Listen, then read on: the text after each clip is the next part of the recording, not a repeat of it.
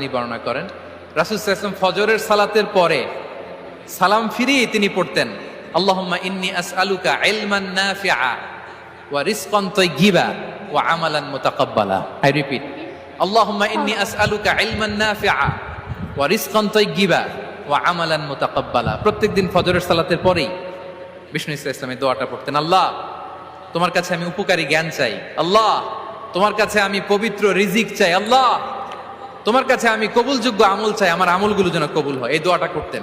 এই দোয়াটা পড়বেন তো সবাই। বিষ্ণু ইসলাম নিজে পড়তেন সকালবেলা, একেবারে দিনের শুরুতেই রিজিকের বরকতের জন্য দোয়া করে তিনি ওনার ডে স্টার্ট করতেন।